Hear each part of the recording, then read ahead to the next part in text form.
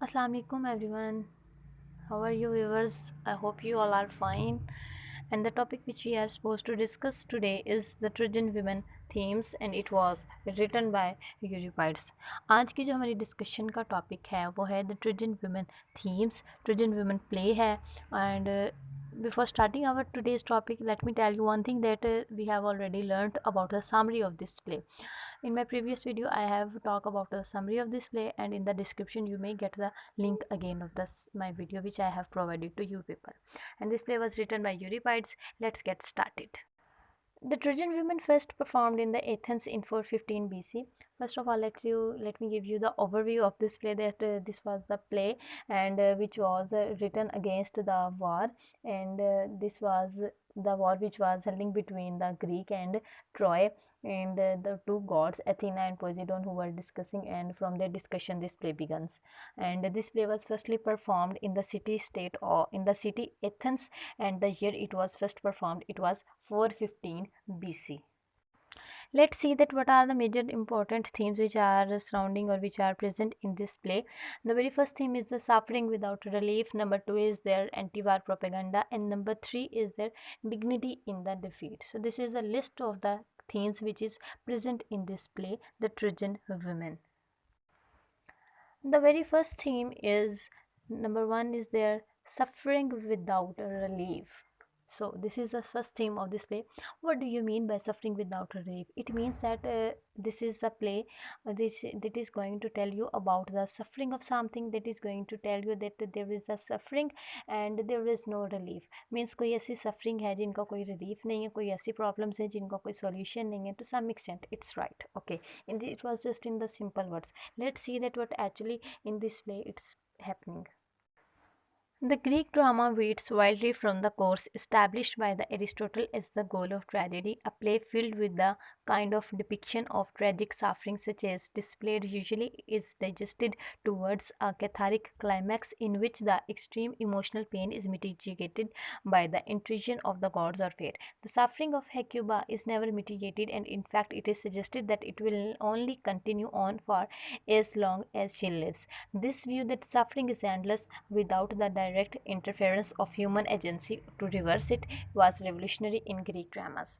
In this theme, they are saying to us that this is the play which is going to tell you about that the war was held, and after war it is going to discuss the aftermath effect of the war.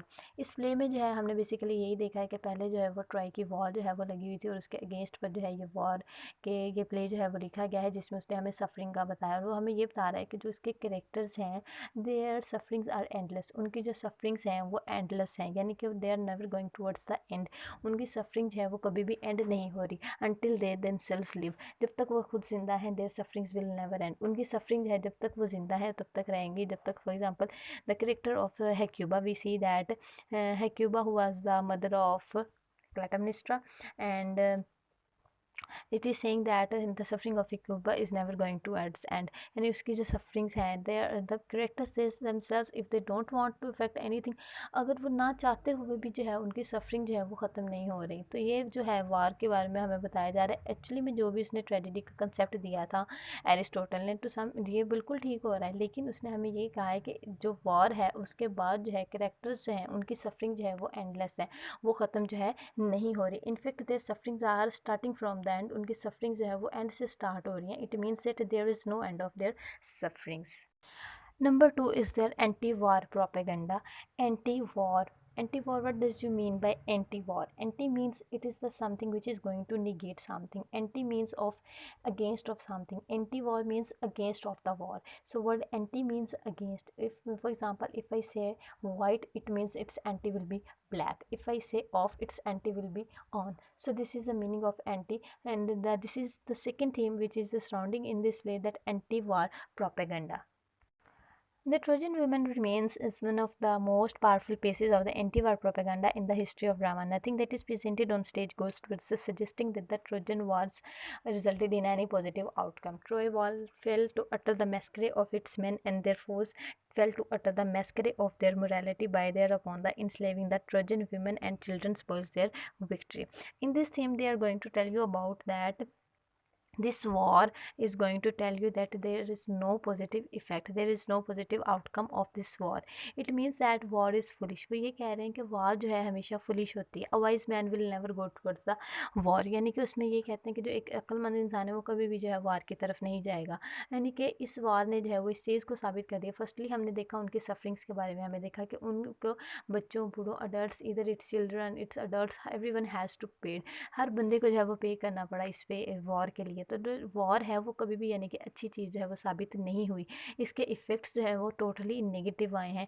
तो ये इन the and जो है हम कह सकते हैं कि war जो है बिल्कुल भी होनी नहीं चाहिए. Because they have to fulfil, they have to they have to they have to undergo the endless suffering. यानी उनकी जो है वो उनकी सफरिंग्स की तरफ उनका ट्रैवल जो है वो स्टार्ट हो जाता है. And that suffering which are endless.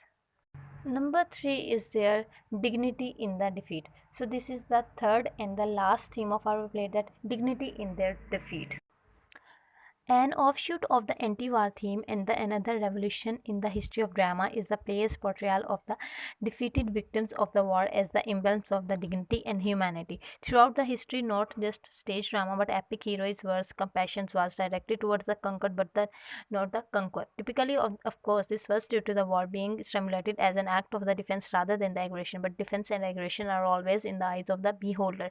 One man's terrorist and another freedom fighter, and regardless of the justification, the consequence of the war always resulted in the victor being the dignified example of the humanity. In this play, they are going to tell you that there is a dignity in the defeat. It means that, what do you mean by dignity in the defeat? It means that some people who defeated, who was defeated, यानी कि वो लोग जो है जंग जो हार गए थे, वो लोग जिन्होंने जो है वो वार जो है वो जीती नहीं थी, उनकी जो है उनकी डिफीट में भी जो है वो डिग्निटी है.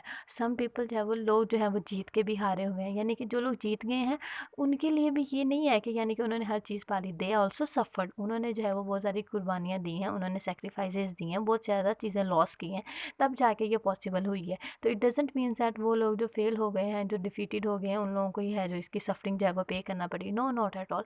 उनको भी सफरिंग पे करना पड़ी. इनफैक्ट जो जीत गए हैं उन्हें जो है वो ज़्यादा सफरिंग जो है वो पे करना पड़ी है. One man's terrorist is another man's freedom. A very important line.